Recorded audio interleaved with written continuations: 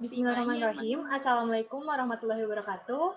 Yang terhormat kepada Bapak Bambang dan Pak Giran selaku dosen pengampu mata kuliah manajemen pemasaran, serta teman-teman yang saya banggakan. Pertama-tama, marilah kita panjatkan puji serta syukur kehadirat Allah Subhanahu wa Ta'ala karena atas karunia-Nya kita masih bisa melaksanakan presentasi walaupun secara daring. Tak lupa juga salawat serta salam tetap tercurah limpahkan kepada junjungan Nabi kita, Nabi Muhammad SAW. Izin memperkenalkan diri, nama saya Maya Rizkyana dengan NIM 19058 selaku moderator yang akan memandu jalannya presentasi hari ini. Presentasi akan disampaikan oleh kelompok 6 mengenai materi Designing and Managing Integrated Marketing Channels. Adapun anggota dari kelompok 6 diantaranya Obaja Gobay, Ervantia Subhana Fajri, Anissa Putri Rahmawati, Melisa Dwi Astuti, Ida Faratunisa, Rehan Rafiana, dan Novi Fitriani. Baik, langsung saja kita mulai presentasi dari kelompok 6. Pemateri pertama akan disampaikan oleh Obaja Gobay mengenai saluran pemasaran dan jaringan nilai. Kepadanya dipersilahkan. Baik, sebelumnya suara saya ada ya? Ada. Terdengar. Baik, shalom, selamat siang. Yang saya hormati Pak Bambang, terima kasih juga. Dan juga kepada moderator yang telah memberikan waktu kepada saya untuk presentasi. Kita langsung masuk ke dalam presentasi. Di sini saya akan menjelaskan tentang saluran pemasaran dan jaringan nilai. Apa sih saluran pemasaran dan jaringan nilai? Secara formal, saluran pemasaran adalah organisasi-organisasi yang saling tergantung tercakup dalam proses yang membuat produk atau jasa menjadi tersedia untuk digunakan dan dikonsumsi. Mereka adalah perangkat jalur yang diikuti produk atau jasa setelah produk yang berkumulasi pada pembeli dan penggunaan oleh pemakai akhir. Nah, dalam saluran pemasaran dan jaringan nilai, di sini kita punya 3 poin. 3 poin. Yang pertama, 3 poin pembahasan. Yang pertama adalah pentingnya saluran pemasaran, pengembangan saluran, dan jaringan nilai. Langsung saja yang pertama, pentingnya saluran pemasaran. Sistem saluran pemasaran merupakan perangkat saluran pemasaran khusus yang digunakan ke sebuah perusahaan. Apa sih yang penting dari saluran pemasaran? Saluran pemasaran ini sangat penting terlebih khusus pada hal-hal yang kritis yang dihadapi manajemen, seperti contohnya keputusan-keputusan yang tentang sistem saluran pemasaran. Dan juga dalam mengelola perantaranya, perusahaan harus memutuskan beberapa banyak tenaga yang harus dikerahkan untuk mendorong versus menarik pemasaran. Yang pertama, perusahaan biasa menggunakan 2 strategi. Yang strategi pertama adalah push strategi atau strategi dorong.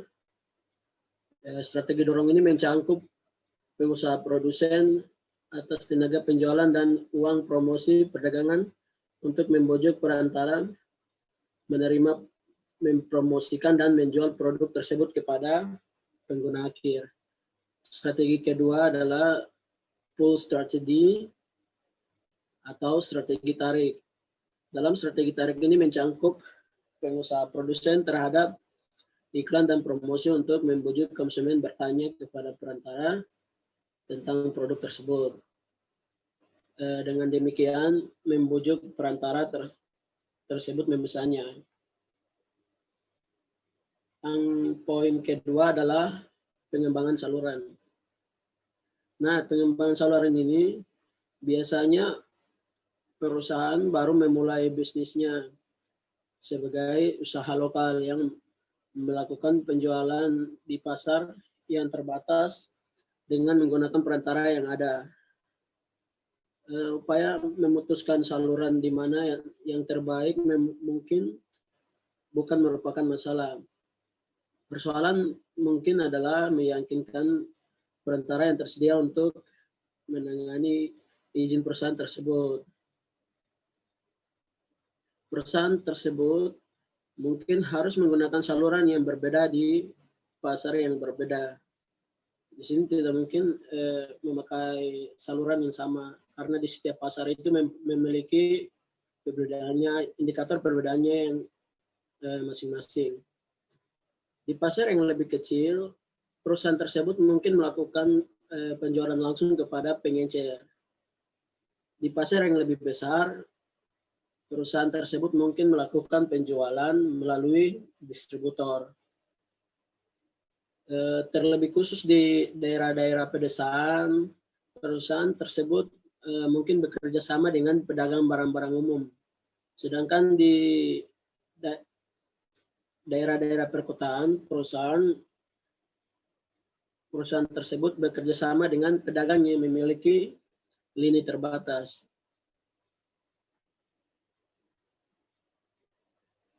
Pelanggan mengharap integrasi saluran yang ditandai oleh ciri-ciri berikut.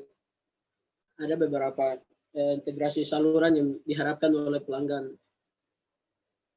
Yang pertama, kemampuan memesan produk secara online dan mengambilnya di lokasi eceran yang dekat. Yang kedua, kemampuan mengembalikan produk yang dipesan secara online ke toko pengecer terdekat. Yang ketiga, hasil memperoleh diskon berdasarkan pembelian total online dari toko. Di sini juga menurut Nunes dan Cespedes berpendapat bahwa di banyak pasar pembeli jatuh ke dalam salah satu dari 4 kategori atau dikategorikan menjadi 4. Kategori pertama, pembelian habitual, di mana pembelian habitual ini adalah membeli dari tempat yang sama dengan cara yang sama sepanjang waktu. Yang kedua, pencari transaksi bernilai tinggi, mengetahui kebutuhan mereka dan melakukan channel shore atau selancaran saluran sebanyak mungkin sebelum membeli dengan harga yang serendah mungkin. Yang ketiga, pembelanjaan yang senang dengan variasi. Ini mengumpulkan informasi di banyak saluran, mengambil keuntungan dari layanan sentuhan tinggi, dan kemudian membeli dan saluran favorit mereka, lepas dari masalah harga, terlepas dari masalah harga. Yang keempat, pembelanjaan yang tingkat keterlibatannya tinggi, di mana di sini mengumpulkan informasi di semua saluran, melakukan pembelian dalam saluran biaya rendah, namun mendapatkan keuntungan dukungan pelanggan dari saluran sentuhan tinggi. Baik itu pengembangan saluran, kita masuk ke poin ketiga, yaitu adalah jaringan nilai. Di sini menurut Don Scourge dari wilayah Barat Laut mengatakan, pendekatan manajemen jaringan permintaan tidak hanya mendorong segala sesuatu melalui sistem. Ia menekan solusi apa yang dicari konsumen, bukan produk yang kita coba jual. Bahkan, pandangan yang lebih luas melihat perusahaan pada pusat jaringan nilai satu kemitraan dan aliansi yang diciptakan sebuah perusahaan untuk menambah, menyerahkan, dan mendapatkan sumber untuk tawaran mereka. Jaringan nilai mencakup pemasok perusahaan dengan pemasoknya pemasok, serta pelanggan langsungnya, serta pelanggan akhir mereka. Jaringan nilai itu mencakup hubungan yang bernilai dengan pihak-pihak lain, seperti riset university dan agen persetujuan pemerintah. Nah, di dalam sini mempunyai perencanaan rantai permintaan yang menghasilkan beberapa pencerahan. Yang pertama, perusahaan tersebut dapat memperkirakan apakah lebih banyak uang dihasilkan dari hulu atau dari hilir. Seandainya perusahaan tersebut ingin bergabung ke belakang atau ke depan. Yang kedua, perusahaan tersebut lebih sadar akan gangguan di setiap titik sepanjang rantai penawaran tersebut, yang mungkin menyebabkan biaya, harga, atau pasokan tiba-tiba berubah. Yang ketiga, makin banyak perusahaan ingin menggunakan cara online dengan mitra bisnisnya dalam melakukan konsumsi, komunikasi, transaksi, dan pembayaran yang lebih cepat dan akurat. Hal ini akan mengurangi biaya, mempercepat informasi, dan meningkatkan akurasi. Nah, itu 3 poin yang dapat saya sampaikan. Kurang lebihnya kita tambah sama-sama. Saya kembalikan kepada moderator. Terima kasih.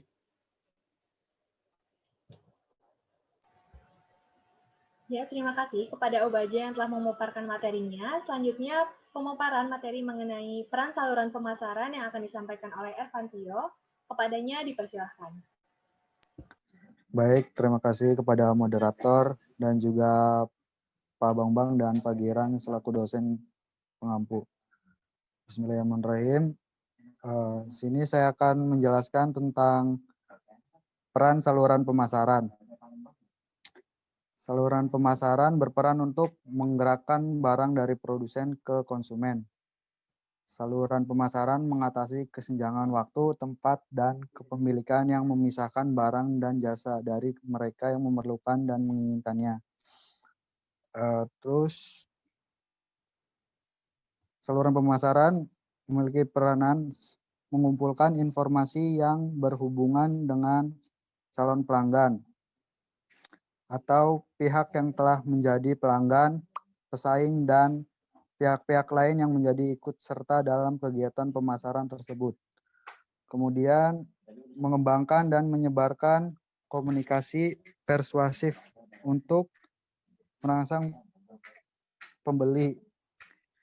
Kemudian mencapai kesepakatan mengenai harga dan ketentuan-ketentuan lainnya sehingga transaksi dapat terjadi.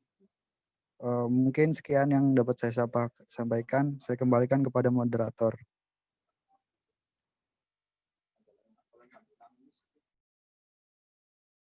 Ya, terima kasih kepada Ervantio yang telah memaparkan materinya. Selanjutnya, pemaparan materi mengenai keputusan rancangan saluran yang akan disampaikan oleh Anissa Putri. Kepadanya dipersilahkan.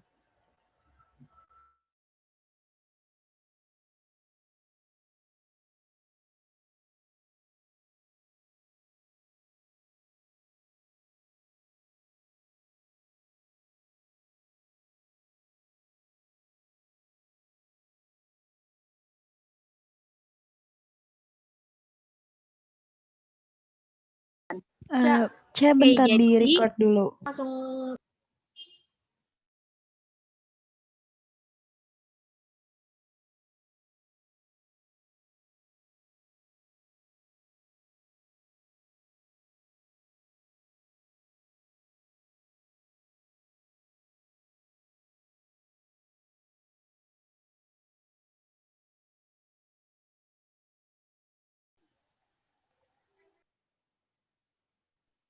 Oke, di sini saya akan menjelaskan mengenai keputusan rancangan saluran. Nah, jadi perancangan sistem saluran pemasaran membutuhkan analisis kebutuhan konsumen yang menentukan tujuan saluran serta mengidentifikasi dan mengevaluasi alternatif saluran utama dalam merancang saluran pemasaran. Nah, jadi di saluran pemasaran itu harus ada tingkat pemahaman output atau jasa yang diinginkan oleh pelanggan sasaran. Next slide.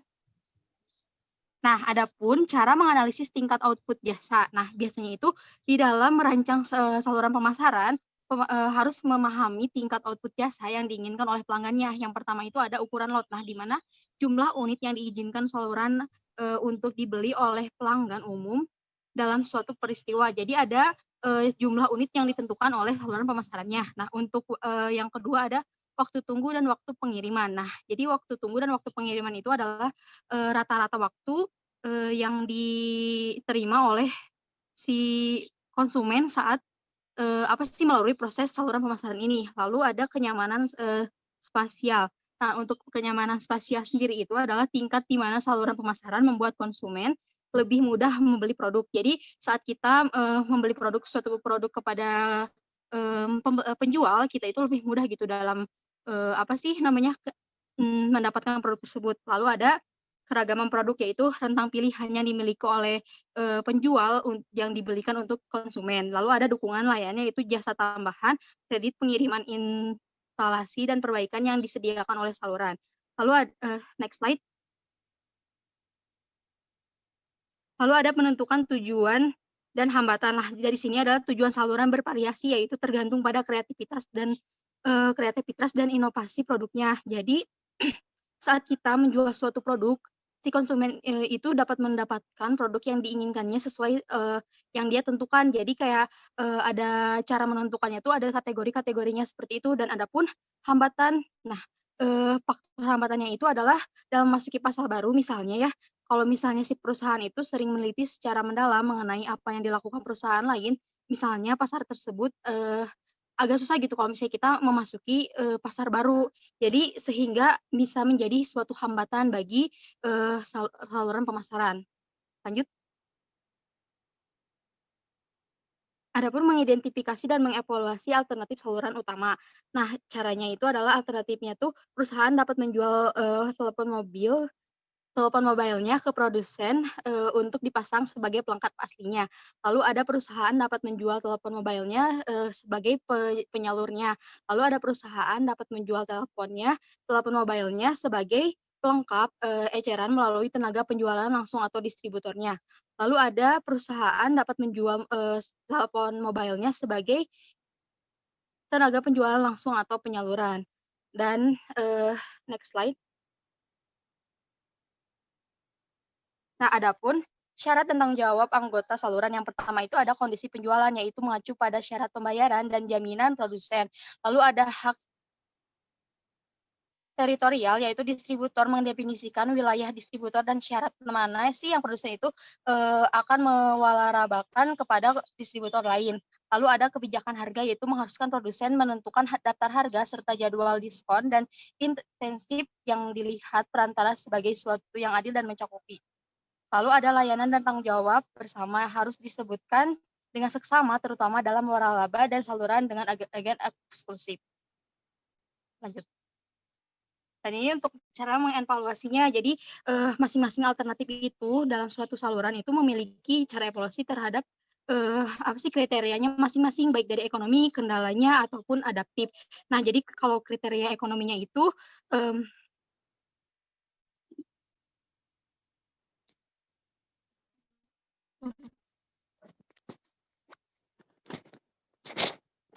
buat kapan ini? kembali ya untuk materi mengenai evaluasi alternatif utama. Nah, tadi itu baru sampai ekonominya ya teman-teman. Nah, jadi dari semua kriteria masing-masing itu memiliki cara evaluasi yang berbeda-beda gitu. Tetapi untuk menyiapkan suatu permasalahan yang bisa saya sampaikan, mohon maaf apabila dan ada salah kata, saya cukupkan dan saya kembalikan kembali kepada moderator. Terima kasih moderator. Ya, terima kasih kepada Anissa yang telah memaparkan materinya. Selanjutnya, pemaparan materi mengenai keputusan manajemen saluran yang akan disampaikan oleh Melisa. Kepadanya dipersilakan. Baik, terima kasih kepada moderator. Selanjutnya saya akan menjelaskan tentang keputusan manajemen saluran. Nah, manajemen saluran itu adalah tenaga saluran langsung yang berhadapan dengan produsen atau distributor. Mereka berkomunikasi dan melakukan usaha-usaha untuk memperoleh order pembelian bagi perusahaan. Nah, manajemen saluran ini dibagi menjadi 4 bagian. Boleh di next? Yang pertama ada memilih anggota saluran. Apabila rancangan perusahaan telah dibentuk, maka langkah berikutnya adalah mencari tenaga saluran. Nah, tenaga saluran ini dapat ditarik dari yang sudah ada ataupun yang belum berpengalaman untuk dididik kembali. Boleh di next? Selanjutnya ada melatih dan memotivasi anggota saluran. Terdiri dari 5 bagian. Yang pertama ada kekuatan koersif, yaitu produsen mengancam untuk menarik sumber daya atau menghentikan hubungan jika perantara tidak mau bekerja sama. Yang kedua ada kekuatan penghargaan, di mana produsen menawarkan manfaat ekstra kepada perantara karena berhasil melaksanakan tindakan atau fungsi tertentu. Yang ketiga ada kekuatan resmi, yaitu produsen menuntut perilaku yang dijamin di bawah kontrak. Yang keempat ada kekuatan ahli, yaitu produsen mempunyai pengetahuan khusus yang dihargai oleh perantara. Lalu yang terakhir ada kekuatan acuan yang merupakan produsen sangat dihormati sehingga perantara bangga memiliki hubungan dengannya. Boleh di next. Selanjutnya ketiga, mengevaluasi anggota saluran. Secara berkala, produsen harus mengevaluasi kinerja perantaranya berdasarkan standar seperti pencapaian kuota penjualan, kemudian rata-rata, dan waktu pengiriman kepada pelanggan. Selanjutnya yang keempat, boleh di next. Nah, yang keempat ini ada memodifikasi rancangan dan pengaturan saluran. Produsen harus selalu meninjau dan melakukan modifikasi rancangan dan pengaturan salurannya. Kegiatan tersebut dilakukan ketika saluran distribusi tidak bekerja seperti yang direncanakan. Terdapat perubahan pola pembelian konsumen, adanya perluasan pasar, persaingan baru, dan lain sebagainya. Mungkin segitu saja yang bisa saya sampaikan. Selebihnya saya kembalikan kepada moderator. Terima kasih kepada Melisa yang telah memaparkan materinya. Selanjutnya, pemaparan materi mengenai integrasi dan sistem saluran yang akan disampaikan oleh Ida. Kepadanya dipersilahkan.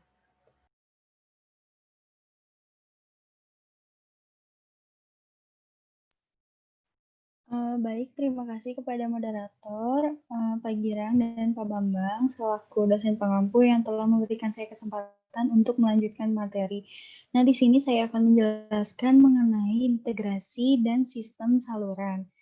Nah, sistem pemasaran ini pada dasarnya dibagi menjadi dua, yaitu ada sistem pemasaran vertikal dan sistem pemasaran horizontal. Sistem pemasaran vertikal meliputi produsen, pedagang grosir, dan pengecer yang bertindak sebagai satu sistem terpadu. Sistem pemasaran vertikal juga timbul sebagai akibat usaha anggota saluran yang kuat untuk mengendalikan perilaku saluran dan menghilangkan konflik yang terjadi ketika anggota secara independen memiliki keinginan untuk mengejar tujuannya sendiri. Nah, terdapat 3 VMS dalam pemasaran vertikal. Yang pertama ada VMS Corporate. VMS Corporate menggabungkan tahap produksi dan distribusi secara suksesif di bawah satu kepemilikan. Lalu VMS teradministrasi. VMS teradministrasi mengkoordinasikan tahap produksi dan distribusi secara berturut-turut melalui ukuran dan kekuatan salah satu anggota. Produsen merek yang dominan mampu mengamankan kerjasama dagang yang kuat dan dukungan dari penjual perantara. Lalu yang ketiga ada VMS kontraktual. VMS kontraktual ini terdiri dari perusahaan independen dengan berbagai tingkat produksi dan distribusi, mengintegrasikan program mereka pada basis kontraktual untuk mendapatkan keekonomisan atau dampak yang lebih besar dibandingkan mereka capai sendiri. Nah, VMS kontraktual ini artinya lebih bersifat berkelompok. Lalu ada 3 jenis VMS kontraktual. Yang pertama, ada rantai sukarela yang disponsori pedagang grosir. Pedagang grosir biasanya mengelola rantai sukarela pengecer secara independen untuk membantu mereka menstandarisasi praktek penjualan dan juga menghasilkan keekonomisan pembelian untuk bersaing dengan organisasi rantai yang besar. Lalu ada koperasi pengecer. Pengecer mengambil inisiatif dan membentuk entitas bisnis baru untuk melaksanakan perdagangan grosir yang mungkin beberapa kali produksi. Nah, anggota mengkonsentrasikan pembelian mereka melalui koperasi pengecer dan merencanakan iklan secara bersama-sama. Nah, laba yang didapatkan akan dikembalikan kepada anggota kembali sesuai dengan pembelian yang dilakukan. Lalu ada organisasi waralaba. Organisasi waralaba ini, anggota salurannya disebut franchiser. Dapat menghubungkan beberapa tahap urutan dalam proses produksi hingga distribusi. Waralaba merupakan perkembangan perdagangan eceran dengan pertumbuhan yang paling cepat. Nah, lalu di sini ada sistem pemasaran horizontal. Sistem pemasaran horizontal yang mana 2 atau lebih perusahaan yang tidak berhubungan menyatukan sumber daya atau program untuk mengeksploitasi peluang pemasaran yang muncul. Nah, biasanya untuk sistem pemasaran horizontal ini antar perusahaan bisa saling bekerja sama secara kontemporer dalam jangka waktu tertentu atau secara permanen dalam rangka menciptakan perusahaan yang patungan atau biasa disebut joint venture. Boleh di next. Nah, di sini ada mengintegrasikan sistem pemasaran multisaluran. Yang pertama, ada meningkatkan cakupan pasar. Nah, tidak hanya lebih banyak konsumen yang dapat berbelanja produk, namun perusahaan di sini akan lebih banyak tempat. Tetapi pelanggan yang membeli di lebih dari satu saluran seringkali lebih menguntungkan dibandingkan pelanggan saluran tunggal. Nah, jadi ketika cakupan pasarnya lebih besar, pelanggan memiliki banyak alternatif untuk membeli produk kita. Lalu yang kedua, biaya saluran lebih rendah. Nah, di sini multi saluran ini akan menekan biaya saluran karena memberikan banyak alternatif untuk pemasaran. Lalu yang ketiga, lebih banyak penjualan yang lebih sesuai dengan keinginan pelanggan. Nah, ketika menambah tenaga teknis penjualan untuk menjual peralatan yang lebih kompleks, maka itu otomatis akan memaksimalkan harga. Namun ketika kita membuka multi saluran pemasaran, kita akan lebih tahu apa yang konsumen berikan. Dengan cara kita dapat melihat saluran satu dengan yang lainnya yang lebih menguntungkan. Nah, sehingga akan lebih efektif untuk pemasaran. Terima kasih, mungkin cukup segitu materi yang bisa saya sampaikan. Selebihnya saya kembalikan lagi kepada moderator. Baik, terima kasih kepada Ida yang telah memaparkan materinya. Selanjutnya, pemaparan materi mengenai konflik kerjasama dan persaingan yang akan disampaikan oleh Rehan. Kepadanya dipersilakan. Baik, terima kasih kepada moderator yang telah mempersilahkan saya untuk menjelaskan materi. Baik, di sini saya akan menjelaskan materi tentang konflik kerjasama dan persaingan.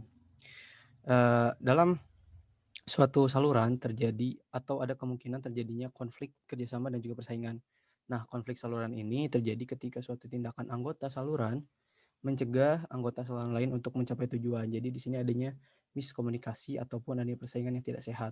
Sementara itu untuk kerjasama dalam hal ini adalah koordinasi saluran terjadi ketika anggota saluran disatukan untuk mengingatkan tujuan saluran. Jadi ada konflik kerjasama dan persaingan. Kemudian selanjutnya ada jenis konflik dan persaingan. Jadi dalam saluran itu ada jenis konflik dan persaingan. Nah, jenis konflik dan persaingannya ada 3. Di mana pertama ada konflik saluran vertikal, yaitu konflik antar tingkat yang berbeda dalam saluran yang sama. Kemudian ada konflik horizontal, yaitu konflik antara anggota yang pada tingkat yang sama di dalam saluran yang sama pula. Kemudian ada konflik multisaluran. Konflik multisaluran ini terjadi ketika produsen menentukan 2 atau lebih saluran yang menjual ke pasar yang sama. Konflik ini sangat kuat ya, terutama ketika anggota salah satu saluran mendapat harga yang lebih rendah. Selanjutnya ada penyebab konflik saluran. Jadi adanya konflik-konflik itu sendiri tentunya ada penyebab adanya pemantik. Pertama di sini ada ketidakselarasan tujuan. Ketidakselarasan tujuan ini misalnya produsen mungkin ingin mendapatkan penetrasi pasar yang cepat melalui kebijakan murah, namun penyalur lebih suka bekerja dengan margin tinggi dan mengejar profitabilitas yang jangka pendek gitu. Kemudian ada peran dan hak yang tidak jelas. Di sini di mana contohnya misalnya HP yang dapat dijual atau HP dapat menjual komputer pribadi ke akun besar melalui tenaga penjualnya sendiri. Tetapi penyalur pemegang lisensi mungkin juga berusaha menjual ke akun besar. Batasan wilayah dan penghargaan untuk menjual sering menciptakan konflik. Jadi di sini adanya persaingan, adanya peran dan hak yang tidak jelas. Misalnya salah satu perusahaan ingin harga atau menempatkan harga yang murah, sementara perusahaan lain lebih ingin menempatkan harga yang di atas itu gitu. Jadi adanya persaingan di sini yang kurang atau haknya tidak jelas dan perannya tidak jelas. Kemudian ada perbedaan persepsi. Perbedaan persepsi ini adalah produsen dapat merasa optimal tentang pandangan ekonomi jangka pendek dan menginginkan penyalur menyimpan persediaan yang lebih besar.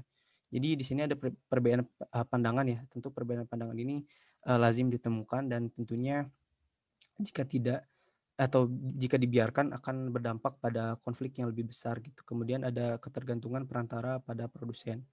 Di sini adalah adanya ketergantungan antara perantara pada produsen itu sendiri.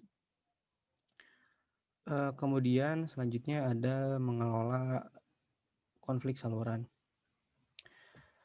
Semua saluran pemasaran memiliki potensi konflik dan persaingan yang dihasilkan dari sumber seperti ketidakcocokan, peran buruk didefinisikan atau hak dan perbedaan persepsi dan hubungan saling tergantung.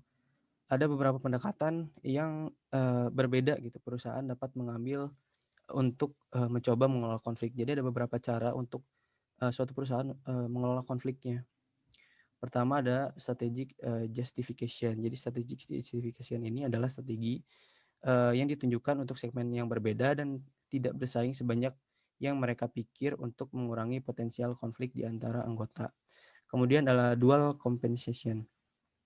Jadi adalah kompensasi ganda untuk membayar saluran yang sudah ada untuk menjual melalui saluran baru.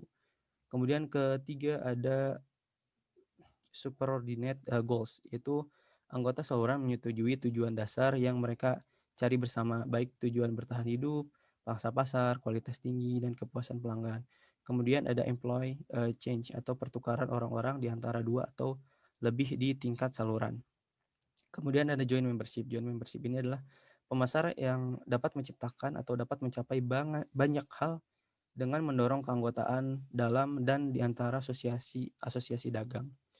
Kemudian ada co-option. Co-option ini adalah usaha yang dilakukan suatu organisasi untuk mendapatkan dukungan dari pimpinan organisasi lain dengan memasukkan mereka dalam dewan penasihat, dewan direksi, dan semacamnya. Kemudian ada diplomasi. Diplomasi, mediasi, dan arbitration atau diplomasi, mediasi, dan arbitrasi. Diplomasi ini terjadi ketika masing-masing pihak mengirimkan seseorang atau sekelompok orang yang bertemu dengan pihak lawan untuk menyesuaikan atau menyelesaikan konflik. Untuk mediasi ini adalah berarti memilih pihak ketiga yang netral dan memiliki keahlian yang dapat mendamaikan kepentingan kedua belah pihak yang berseteru atau berkonflik. Kemudian ada arbitrasi. Arbitrasi ini terjadi ketika dua pihak setuju memaparkan permasalahan mereka kepada satu atau lebih arbitor ya, dan menerima keputusan arbitrasi. Jadi untuk arbitrasi ini adalah di mana kedua belah pihak ini menjelaskan masalah yang terjadi kepada arbitor, di mana arbitor ini menjadi penengah dan menerima keputusan arbitor untuk mengatasi masalah yang terjadi. Mungkin cukup sekian materi yang bisa saya sampaikan. Saya kembalikan kepada moderator. Terima kasih kepada Raihan yang telah memaparkan materinya. Selanjutnya, pemaparan materi mengenai praktik pemasaran e-commerce yang akan disampaikan oleh Novi Fitriani. Kepadanya dipersilakan. Baik, terima kasih moderator. Sebelumnya suara Novi jelas nggak ya? Jelas. Halo? Oke, terima kasih. Oke, selanjutnya saya akan menerangkan mengenai praktik pemasaran e-commerce. Pada dasarnya, cukup banyak definisi tentang konsep e-commerce. Salah satunya, e-commerce adalah segala bentuk transaksi perdagangan di mana transaksi tersebut dilakukan secara elektronik. Nah, dengan demikian, kegiatan-kegiatan perdagangan atau bisnis yang dilakukan via elektronik seperti dokumentasi, pengedaran brosur, pengedaran advertising, dan sebagainya dapat digolongkan ke dalam e-commerce. Nah, maka dari itu, e-commerce dapat didefinisikan dari beberapa perspektif. Di antaranya yaitu proses bisnis, layanan, komunikasi, dan perdagangan. Nah, untuk proses bisnis di sini yaitu menjalankan sebuah bisnis secara elektronik melalui jaringan elektronik yang menggantikan proses bisnis fisik dengan informasi. Dan yang kedua yaitu ada layanan, yang berarti cara yang digunakan oleh pemerintah, perusahaan, konsumen, dan manajemen untuk memangkas biaya pelayanan atau operasi sekaligus meningkatkan mutu dan kecepatan layanan bagi konsumen. Dan yang ketiga yaitu ada komunikasi. E-commerce dalam perspektif komunikasi merupakan pengiriman barang maupun jasa atau informasi ataupun pembayaran melalui jaringan komputer atau sarana elektronik lainnya. Dan yang terakhir yaitu perdagangan. Nah, e-commerce menurut perspektif perdagangan yaitu penyedia sarana untuk membeli dan menjual produk baik barang maupun jasa dan informasi melalui internet atau fasilitas online lainnya. Boleh di next.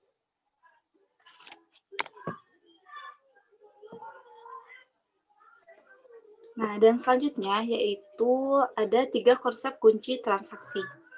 Yang pertama yaitu ada interaksi dengan situs web, yang kedua yaitu ada pengiriman produk, yang ketiga yaitu kemampuan mengatasi masalah ketika masalah itu terjadi.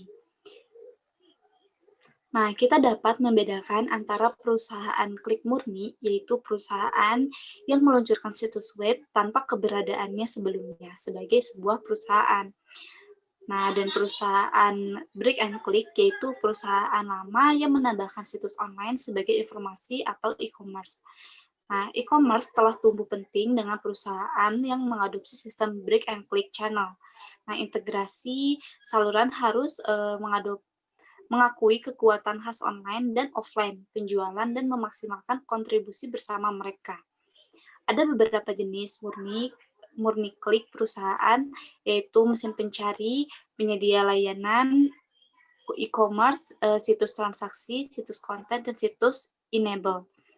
Nah, dan situs B2B membuat business to business, membuat pasar lebih efisien, memberikan pembeli akses mudah ke banyak informasi, mengubah hubungan pemasok serta dan pelanggan dengan cara yang mendalam. Nah, dan selanjutnya yang menambahkan saluran e-commerce menciptakan kemungkinan reaksi dari pengecer, agen, dan perantara lainnya, serta dapat mengelola online dan offline.